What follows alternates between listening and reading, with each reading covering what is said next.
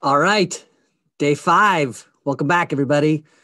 So some interesting stuff last night. There's a couple new factors to bring into play. First of all, I went out to dinner with my father last night, and I had a couple beers.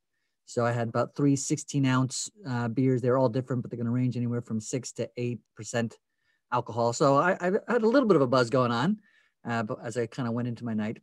And I say that in the sense that because from my understanding so far, this is about vibration. I'm assuming even on a physical level, and I don't know. So it's just these are factors to consider when being a scientist.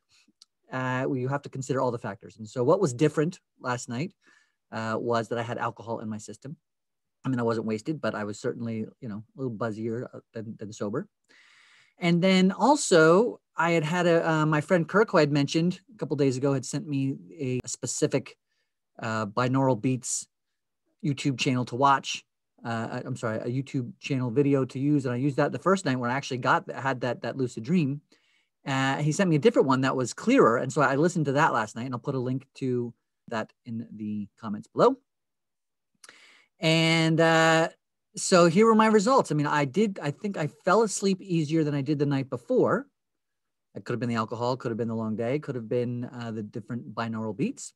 2 things happened. In the middle of the night, I found my heart beginning to race. And I found my body beginning to tingle.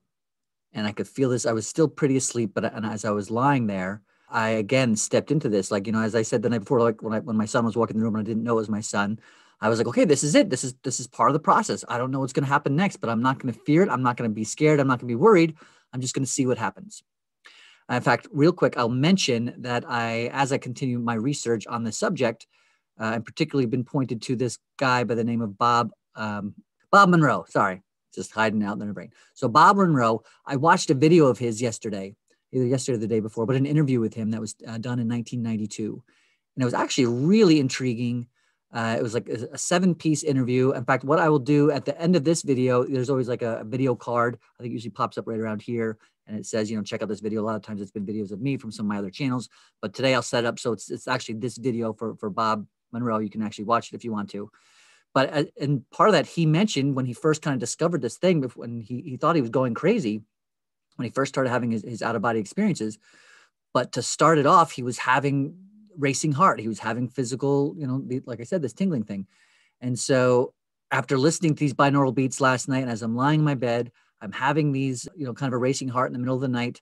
I'm having kind of a physical tinglies, and I'm just okay that this is part of it. Just lie here and just let it happen. And it kind of was going on for a while, and I kind of just went to sleep. Now, this is where it gets interesting. I don't think I had an out-of-body experience. I believe that I had a dream. So I don't know. Here's the thing. You're watching this. If you've been following along, I'm figuring this out just as much as you are. So I don't really know exactly what happened. But I was lying in bed after the heart racing and after the body thing. It wasn't immediate, but at some point, so I think I went to sleep after that. At some point, I was lying there, and I kind of imagined my arm going through the bed below me. I didn't open my eyes. I didn't look around. I wasn't that conscious. So this feels like it was more like a dream based on all the information that I've been studying.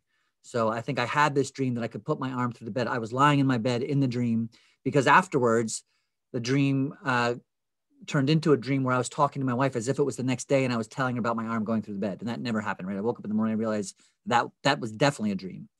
So I don't know if I had a dream that I put my arm through the bed underneath and then went to sleep and then woke up in the dream and talked to my wife about it, or I really had some sort of a very, very small beginning out-of-body experience and putting my arm through the bed, and then went right into dream state and told my wife. I feel like it's probably the first one, because I didn't feel like super awake.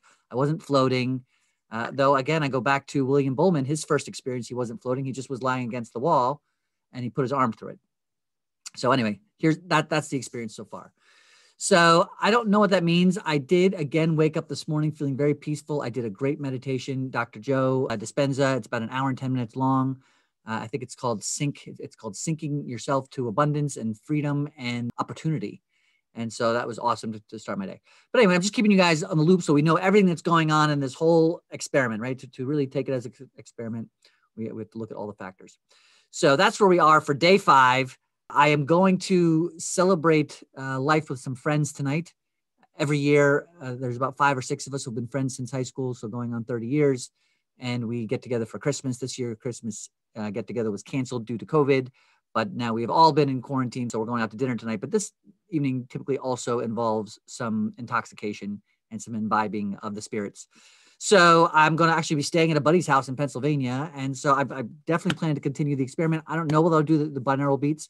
What I actually like to do is I'm thinking about this Monroe Institute. They have a website and they have downloads that you can get. And so I'm going to download one of their things. It doesn't say leads to out-of-body experience, but it does say that they have a thing called SAM. And I forget what SAM stands for. It's SAM, all capitals, and they've got a little TM next to it, right? So it's proprietary, whatever it is.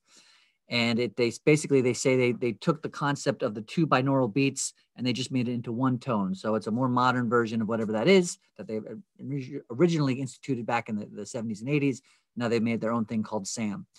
So I'm considering downloading some of that and listening to that as I go to bed, because this way, at least I know the source. I know where this is coming from. I know that it's been proven science that this is what these people do for a living. And I'll let you know. We'll see what tomorrow brings. Maybe I'll give you an update as I drive home in the morning. If I'm feeling a little fuzzy, you might be able to tell the difference. If not, I'll come back here to my office and do the update. So day 5, summation, had a little bit to drink, had the racing heart and the vibration in the middle of the night, which was new for me. No particular out-of-body experience, but definitely a dream leading to the feeling or the intention of the out-of-body experience. I don't know, the adventure continues. As always, I appreciate you paying attention to this journey. Any questions, thoughts, comments, leave them below. Subscribe if you like. We've got a long way to go. So we're on day 5 of at least 60, but part of me feels like this is going to turn into a 2021 type of a thing. The other piece that I've been thinking about is like, wow, so if I can learn to do this out-of-body experience, what's next? You know, is there remote viewing? I don't know. I mean, all stuff I've never done, but it says that it's been done out there. And so I'm going to do some research on that. Lastly, I will point out quickly, by the way, what's interesting so far, like I'm not like a huge out-of-body experience guy. Like this was nothing that I talked about a lot. I am a big fan of consciousness and self-awareness. And so I talk about that a lot over my life. Obviously, I wrote a book on the ability to be present, but I never really talked about out-of-body experiences before. And as I mentioned in the first video, I'm not like putting this on my YouTube. I'm not putting this on my Facebook page.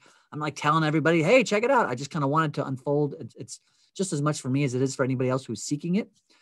But I did mention it to my dad last night, and I mentioned it to a good friend of mine, just kind of casually, and both of them, surprisingly, so 2 people I mentioned it to both told me they've had out-of-body experiences in life.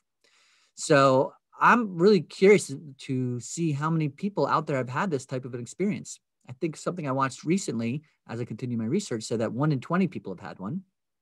And I know that I know more than 20 people. So I'm excited to see it unfold and see what I learn about it and find out how many other people I know and have interacted with on a regular basis have had OBEs.